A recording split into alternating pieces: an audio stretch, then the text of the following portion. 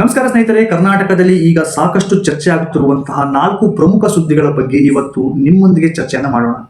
ಒಂದು ಕಡೆ ಆಗಸ್ಟ್ 13ರಂದು ಕರ್ನಾಟಕ ಬಂದ್ಗೆ ಕರೆ, ಅಂದ್ರೆ ಇವತ್ತು. ಮತ್ತೊಂದು ಕಡೆ ಗುಟ್ಕಾ ಮತ್ತು ಪಾನ್ ಮಸಾಲ ನಿಷೇಧ. ಇನ್ನೊಂದು ಕಡೆ ಸ್ವತಂತ್ರ ದಿನಾಚರಣೆಯ ಹಿನ್ನೆಲೆಯಲ್ಲಿ ಲೋಕಭವನ ವೀಕ್ಷಣೆಗೆ ಸಾರ್ವಜನಿಕರಿಗೆ ಅವಕಾಶ.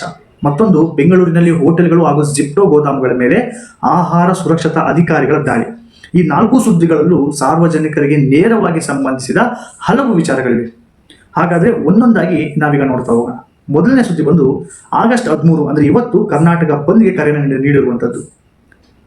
ಆಗಸ್ಟ್ 13ರಂದು ಕರ್ನಾಟಕ ಬಂದ್ಗೆ ಕರೆಯನ್ನು ನೀಡಲಾಗಿದೆ. ಅಂದ್ರೆ ಕಾವೇರಿ ನೀರು ಬಿಡುಗಡೆಗೆ ವಿರೋಧವನ್ನು ವ್ಯಕ್ತಪಡಿಸುವುದು ಜೊತೆಗೆ ಮೇಕೆದಾಟು ಮತ್ತು ಮಹದಾಯಿ ಯೋಜನೆಗಳನ್ನು ಜಾರಿಗೆ ತರಬೇಕು ಎಂಬ ಬೇಡಿಕೆಗಳನ್ನು ಮುಂದಿಟ್ಟುಕೊಂಡು ಕನ್ನಡ ಪರ ಸಂಘಟನೆಗಳು ಬಂದ್ಗೆ ಕರೆಯನ್ನು ನೀಡಿವೆ. ಈ ಬಂದ್ಗೆ ವಾಟಾಳ್ ನಾಗರಾಜ್ ನೇತೃತ್ವದ ಕನ್ನಡ ಪರ ಸಂಘಟನೆಗಳು ಬೆಂಬಲವನ್ನು ಸಹ ನೀಡಿವೆ ಎಂಬುದು ಪ್ರಮುಖವಾಗಿರುವಂತಹ ವಿಚಾರ. ಇಲ್ಲಿ ಸಾಮಾನ್ಯ ಜನರಿಗೆ ಒಂದು ಪ್ರಶ್ನೆ ಬರುತ್ತೆ, ಬಂದ್ ಅಂದರೆ ನಮ್ಮ ಮೇಲೆ ಏನು ಪರಿಣಾಮ ಬೀರುತ್ತೆ ಅನ್ನುವಂಥದ್ದು. ಬಂದ್ಗೆ ವ್ಯಾಪಕ ಬೆಂಬಲ ಸಿಕ್ಕರೆ ಕೆಲವು ಪ್ರದೇಶಗಳಲ್ಲಿ ಬಸ್ ಸಂಚಾರ, ಅಂಗಡಿ ಮುಂಗಟ್ಟುಗಳು, ವ್ಯಾಪಾರ ಚಟುವಟಿಕೆಗಳು ಮತ್ತು ಗಡಿ ಭಾಗದ ಸಂಚಾರದಲ್ಲಿ ವ್ಯತ್ಯಯ ಉಂಟಾಗುವಂತಹ ಸಾಧ್ಯತೆ ಹೆಚ್ಚಾಗಿರುತ್ತೆ. ವಿಶೇಷವಾಗಿ ಕರ್ನಾಟಕದ ಗಡಿ ಪ್ರದೇಶಗಳಲ್ಲಿ ಬಂದ್ನ ಪರಿಣಾಮ ಹೆಚ್ಚಾಗಿ ಕಂಡು ಬರುವಂತಹ ಸಾಧ್ಯತೆ ಕೂಡ ಇದೆ. ಆದರೆ ಸ್ನೇಹಿತರೆ, ಇಲ್ಲಿ ಮತ್ತೊಂದು ವಿಷಯವನ್ನು ನಾವು ಗಮನಿಸಬೇಕಾಗುತ್ತೆ. ಬಂದ್ಗೆ ಕರೆ ನೀಡಿರುವ ಸಂಘಟನೆಗಳ ಬೇಡಿಕೆ ಒಂದು ಕಡೆ ಆದರೆ ಸಾಮಾನ್ಯ ಜನರ ದೈನಂದಿನ ಜೀವನ ಮತ್ತೊಂದು ಕಡೆ ಆಗುತ್ತೆ. ಉದ್ಯೋಗಕ್ಕೆ ಹೋಗೋರಾಗಿರ್ಬೋದು, ವಿದ್ಯಾರ್ಥಿಗಳಾಗಿರ್ಬೋದು, ಆಸ್ಪತ್ರೆಗೆ ಹೋಗಬೇಕಾಗಿರೋರಾಗಿರ್ಬೋದು, ತುರ್ತು ಕೆಲಸಕ್ಕಾಗಿ ಪ್ರಯಾಣ ಮಾಡುವವರಾಗಿರ್ಬೋದು, ಇವರಿಗೆ ಯಾವುದೇ ತೊಂದರೆ ಆಗದಂತೆ ಮುನ್ನೆಚ್ಚರಿಕೆ ಕ್ರಮವನ್ನು ವಹಿಸುವುದು ಬಹಳ ಮುಖ್ಯ ಆಗುತ್ತೆ. ಹೀಗಾಗಿ ಆಗಸ್ಟ್ 13 ಅಂದ್ರೆ ಇವತ್ತು ಹೊರಗೆ ಹೋಗಬೇಕಾದವರು ತಮ್ಮ ಸ್ಥಳೀಯ ಸಾರಿಗೆ ವ್ಯವಸ್ಥೆ ಹಾಗೂ ಸ್ಥಳೀಯ ಆಡಳಿತ ಸೂಚನೆಗಳನ್ನು ಮುಂಚಿತವಾಗಿ ಪರಿಶೀಲಿಸಿಕೊಳ್ಳುವುದು ಉತ್ತಮ ಅಂತ ಹೇಳ್ಬೋದು. ಇನ್ನು ಇವತ್ತಿನ ಎರಡನೇ ಸುದ್ದಿ ನೋಡೋಣ. ಗುಟ್ಕಾ ಮತ್ತು ಪಾನ್ ಮಸಾಲವನ್ನು ನಿಷೇಧ ಮಾಡಿರುವಂಥದ್ದು. ಗುಟ್ಕಾ ಮತ್ತು ಪಾನ್ ಮಸಾಲ ಬಗ್ಗೆ ಕರ್ನಾಟಕ ಸರ್ಕಾರ ಮಹತ್ವವಾದ ನಿರ್ಧಾರವನ್ನು ಕೈಗೊಳ್ಳಲಾಗಿದೆ. ಸಾರ್ವಜನಿಕ ಆರೋಗ್ಯದ ದೃಷ್ಟಿಯಿಂದ ತಂಬಾಕು ಮತ್ತು ನಿಕೋಟಿನ್ ಹೊಂದಿರುವ ಗುಟ್ಕಾ ಹಾಗೂ ಪಾನ್ ಮಸಾಲ ಉತ್ಪನ್ನಗಳ ತಯಾರಿಕೆ, ಶೇಖರಣೆ ಮತ್ತು ಮಾರಾಟವನ್ನು 1 ವರ್ಷದ ಅವಧಿಗೆ ನಿಷೇಧಿಸುವ ಆದೇಶವನ್ನು ಹೊರಡಿಸಲಾಗಿದೆ. ಇದು ಯಾಕೆ ಈ ಒಂದು ನಿಷೇಧವನ್ನು ಹೊರಡಿಸಲಾಗಿದೆ ಅಂತ ನೋಡಿದ್ರೆ, ನಾವು ಪ್ರತಿದಿನ ರಸ್ತೆ ಬದಿಯ ಅಂಗಡಿಗಳಲ್ಲಿ, ಪಾನ್ ಶಾಪ್ಗಳಲ್ಲಿ ಮತ್ತು ಕೆಲವು ಕಡೆಗಳಲ್ಲಿ ಈ ರೀತಿಯ ಉತ್ಪನ್ನಗಳನ್ನು ನೋಡಿರ್ತೀವಿ. ಆದರೆ ಇವುಗಳ ಬಳಕೆಯಿಂದ ಆರೋಗ್ಯದ ಮೇಲೆ ಗಂಭೀರ ಪರಿಣಾಮ ಬೀರುವ ಸಾಧ್ಯತೆ ಹೆಚ್ಚಾಗಿದೆ. ವಿಶೇಷವಾಗಿ ತಂಬಾಕು ಸೇವನೆಯು ಬಾಯಿ ಸೇರಿದಂತೆ ಹಲವು ರೀತಿಯ ಕ್ಯಾನ್ಸರ್ಗಳ ಅಪಾಯವನ್ನ ಹೆಚ್ಚಿಸುತ್ತೆ. ಆದ್ರಿಂದ ಸರ್ಕಾರದ ಈ ನಿರ್ಧಾರವನ್ನ ಕೇವಲ ಒಂದು ಉತ್ಪನ್ನದ ಮೇಲೆ ಬ್ಯಾನ್ ಅಂತ ನಾವು ಯೋಚನೆ ಮಾಡದೆ ಸಾರ್ವಜನಿಕ ಆರೋಗ್ಯದ ದೃಷ್ಟಿಯಿಂದಲೂ ಸಹ ನಾವು ನೋಡಬೇಕಾಗುತ್ತೆ. ಆದ್ರೆ ಇಲ್ಲಿ ಮತ್ತೊಂದು ಪ್ರಶ್ನೆಯೂ ಸಹ ಇದೆ. ನಿಷೇಧ ಮಾಡಿದರೆ ಮಾತ್ರ ಸಾಕ? ನಿಷೇಧದ ಜೊತೆಗೆ ಅದು ಅಕ್ರಮವಾಗಿ ಮಾರಾಟವಾಗದಂತೆ ಕಟ್ಟುನಿಟ್ಟಿನ ಎನ್ಫೋರ್ಸ್ಮೆಂಟ್ ಕೂಡ ಅಗತ್ಯ ಆಗುತ್ತೆ. ಅಂಗಡಿಗಳಲ್ಲಿ ಮಾರಾಟ ನಡೆಯುತ್ತಿದೆಯೇ, ಅಕ್ರಮವಾಗಿ ಸಂಗ್ರಹಿಸಲಾಗುತ್ತಿದೆ, ನಿಷೇಧಿತ ಉತ್ಪನ್ನ ಬೇರೆ ಹೆಸರಿನಲ್ಲಿ ಮಾರಾಟವಾಗುತ್ತಿದೆ, ಇವೆಲ್ಲವನ್ನು ಸಹ ಅಧಿಕಾರಿಗಳು ಪರಿಶೀಲಿಸಬೇಕಾಗುತ್ತೆ. ಅದೇ ರೀತಿ ಜನರು ಕೂಡ ಇಂತಹ ಉತ್ಪನ್ನಗಳಿಂದ ದೂರವಿರುವುದು ಸಹ ಆರೋಗ್ಯದ ದೃಷ್ಟಿಯಿಂದ ಉತ್ತಮ ಅಂತ ಹೇಳಬಹುದು. ಇನ್ನು ಇವತ್ತಿನ ಮೂರನೇ ಸುದ್ದಿಯನ್ನು ನೋಡೋಣ. ಲೋಕ್ ಭವನ ವೀಕ್ಷಣೆಗೆ ಸಾರ್ವಜನಿಕರಿಗೆ ಅವಕಾಶವನ್ನು ನೀಡಿರುವಂಥದ್ದು.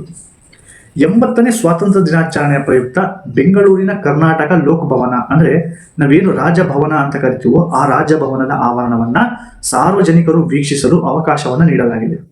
ಇದೇ ಆಗಸ್ಟ್ 16ರಿಂದ ಆಗಸ್ಟ್ 18ರವರೆಗೆ ಸಂಜೆ 5:30ರಿಂದ 7:30ವರೆಗೆ ಸಾರ್ವಜನಿಕರಿಗೆ ವೀಕ್ಷಣೆಗೆ ಅವಕಾಶವನ್ನ ಕಲ್ಪಿಸಲಾಗಿದೆ. ಸ್ನೇಹಿತರೆ, ಸಾಮಾನ್ಯವಾಗಿ ರಾಜಭವನದಂತಹ ಐತಿಹಾಸಿಕ ಹಾಗೂ ಮಹತ್ವದ ಸರ್ಕಾರಿ ಸ್ಥಳಗಳನ್ನು ಸಾರ್ವಜನಿಕರು ಪ್ರತಿದಿನ ವೀಕ್ಷಿಸಲು ಸಾಧ್ಯ ಆಗುವುದಿಲ್ಲ. ಆದರೆ ಸ್ವಾತಂತ್ರ್ಯ ದಿನಾಚರಣೆಯ ಸಂದರ್ಭದಲ್ಲಿ ಇಂತಹ ಅವಕಾಶ ನೀಡುತ್ತಿರುವುದು ವಿಶೇಷವಾಗಿರುತ್ತದೆ. ಕುಟುಂಬದೊಂದಿಗೆ ಬೆಂಗಳೂರಿಗೆ ಹೋಗುವವರು, ಮಕ್ಕಳನ್ನ ಕರೆದುಕೊಂಡು ಹೋಗುವ ಪೋಷಕರು, ಇತಿಹಾಸ ಮತ್ತು ವಾಸ್ತುಶಿಲ್ಪದಲ್ಲಿ ಆಸಕ್ತಿ ಹೊಂದಿರುವವರು ಇಂತಹ ಅವಕಾಶವನ್ನ ಬಳಸಿಕೊಳ್ಳಬಹುದು. ಆದರೆ ಇಲ್ಲಿ ಒಂದು ಮುಖ್ಯವಾದ ಸಲಹೆ ಇದೆ. ವೀಕ್ಷಣೆಗೆ ಹೋಗುವ ಮೊದಲು ಅಧಿಕೃತ ಸೂಚನೆಗಳು ಅಂದರೆ ಪ್ರವೇಶ ನಿಯಮಗಳು ಮತ್ತು ಲಭ್ಯವಿರುವಂತಹ ವ್ಯವಸ್ಥೆಗಳನ್ನು ಪರಿಶೀಲಿಸಿಕೊಳ್ಳಿ. ಯಾಕಂದ್ರೆ ವಿಶೇಷ ಕಾರ್ಯಕ್ರಮಗಳ ಸಂದರ್ಭಗಳಲ್ಲಿ ಪ್ರವೇಶಕ್ಕೆ ಕೆಲವು ನಿಯಮಗಳು ಅಥವಾ ಗುರುತಿನ ಚೀಟಿ ಸಂಬಂಧಿಸಿದ ನಿಯಮಗಳು ಸಹ ಇರಬಹುದು. ಇನ್ನು ಇವತ್ತಿನ ಕೊನೆಯ ಸುದ್ದಿ, 4ನೇ ಸುದ್ದಿ. ಬೆಂಗಳೂರಿನ ಹೋಟೆಲ್ಗಳು ಮತ್ತು ರೆಸ್ಟೋರೆಂಟ್ಗಳು ಹಾಗೂ ಜಿಪ್ಟೋ ಗೋದಾಮುಗಳ ಮೇಲೆ ದಾಳಿಯನ್ನ ಮಾಡಿರುವಂಥದ್ದು. ಇದು ನೇರವಾಗಿ ನಮ್ಮ ಆರೋಗ್ಯಕ್ಕೆ ಸಂಬಂಧಿಸಿದಂಥ ವಿಷಯ ಆಗಿರುತ್ತೆ. ಬೆಂಗಳೂರಿನ ಕೆಲವು ಪ್ರಮುಖ ಹೋಟೆಲ್ಗಳು, ರೆಸ್ಟೋರೆಂಟ್ಗಳು ಮತ್ತು ಜಿಪ್ಟೋ ಗೋದಾಮುಗಳ ಮೇಲೆ ಆಹಾರ ಸಂರಕ್ಷತಾ ಅಧಿಕಾರಿಗಳ ದಾಳಿಯನ್ನ ನಡೆಸಿದ್ದಾರೆ. ಪರಿಶೀಲನೆಯ ವೇಳೆ ನೈರ್ಮಲ್ಯ ಕೊರತೆ ಸೇರಿದಂತೆ ಹಲವು ಅಂಶಗಳ ಬಗ್ಗೆ ಅಧಿಕಾರಿಗಳು ಕ್ರಮವನ್ನು ಸಹ ಕೈಗೊಂಡಿದ್ದಾರೆ. ಸ್ನೇಹಿತರೆ, ಈಗಿನ ದಿನಗಳಲ್ಲಿ ಆನ್ಲೈನ್ ಫುಡ್ ಡೆಲಿವರಿ ಮತ್ತು ಕ್ವಿಕ್ ಕಮೆಂಟ್ಸ್ ನಮ್ಮ ಜೀವನದ ಒಂದು ಭಾಗವಾಗಿಬಿಟ್ಟಿದೆ. ನಾವು ಮೊಬೈಲ್ನಲ್ಲಿ ಆರ್ಡರ್ ಮಾಡ್ತಿದ್ದೇವೆ. ಕೆಲವೇ ನಿಮಿಷಗಳಲ್ಲಿ ಅಥವಾ ಸ್ವಲ್ಪ ಸಮಯದಲ್ಲಿ ಆಹಾರ ಅಥವಾ ದಿನಸಿ ಸಾಮಗ್ರಿಗಳು ಮನೆಯ ಬಾಗಿಲಿಗೆ ಬರುತ್ತವೆ. ಆದರೆ ಒಂದು ಪ್ರಶ್ನೆ ಇಲ್ಲಿ ಬಹಳ ಮುಖ್ಯ. ನಾವು ಆರ್ಡರ್ ಮಾಡುವ ಆಹಾರ ಎಷ್ಟು ಹೈಜೆನಿಕ್ ಆಗಿ ತಯಾರಾಗುತ್ತದೆ ಅನ್ನುವಂಥದ್ದು. ಅಡುಗೆ ಮನೆಯ ಸ್ವಚ್ಛತೆ ಹೇಗಿದೆ? ಆಹಾರವನ್ನು ಯಾವ ರೀತಿಯಲ್ಲಿ ಸಂಗ್ರಹಿಸಲಾಗುತ್ತಿದೆ? ಎಕ್ಸ್ಪೈರಿ ಆಗಿರುವ ವಸ್ತುಗಳನ್ನು ಬಳಸಲಾಗುತ್ತಿದೆಯೇ? ಕಚ್ಚಾ ಮತ್ತು ಬೇಯಿಸಿದ ಆಹಾರವನ್ನು ಸರಿಯಾಗಿ ಬೇರ್ಪಡಿಸಲಾಗುತ್ತಿದೆಯೇ? ಕಾರ್ಮಿಕರು ಸ್ವಚ್ಛತಾ ನಿಯಮಗಳನ್ನು ಪಾಲಿಸ್ತಾ ಇದ್ದಾರಾ? ಇವೆಲ್ಲವೂ ಸಹ ಆಹಾರ ಸಂರಕ್ಷತೆ ಅಥವಾ ಸುರಕ್ಷತೆಯ ಪ್ರಮುಖ ಅಂಶಗಳಾಗಿರ್ತವೆ. ಅದಕ್ಕಾಗಿ ಕರ್ನಾಟಕ ಆಹಾರ ಸುರಕ್ಷತಾ ಅಧಿಕಾರಿಗಳ ಇಂತಹ ತಪಾಸಣೆಗಳು ಬಹಳ ಮುಖ್ಯ ಆಗ್ತವೆ. ಆದರೆ ಗ್ರಾಹಕರು ಕೂಡ ಎಚ್ಚರಿಕೆಯಿಂದ ಇರಬೇಕು. ಆಹಾರದಲ್ಲಿ ಏನಾದರೂ ಅಸಹಜತೆ ಕಂಡು ಬಂದರೆ ಅದನ್ನು ನಿರ್ಲಕ್ಷಣೆಯನ್ನು ಮಾಡಬಾರ್ದು. ಅಗತ್ಯವಿದ್ದರೆ ಸಂಬಂಧಪಟ್ಟ ಆಹಾರ ಸುರಕ್ಷತಾ ಅಧಿಕಾರಿಗಳಿಗೆ ದೂರನ್ನು ಸಹ ನಾವು ನೀಡಬಹುದು. ಹಾಗಾದ್ರೆ ಇವತ್ತು ಈ 4 ಸುದ್ದಿಗಳ ಸಾರಾಂಶ ಏನು ಅಂತ ನೋಡಿದ್ರೆ, ಸ್ನೇಹಿತರೆ, ಇಂದಿನ 4 ಸುದ್ದಿಗಳನ್ನು ಒಟ್ಟಿಗೆ ನೋಡಿದರೆ 4 ಕೂಡ ಜನರ ದೈನಂದಿನ ಜೀವನಕ್ಕೆ ಸಂಬಂಧಿಸಿದವಾಗಿರುತ್ತವೆ.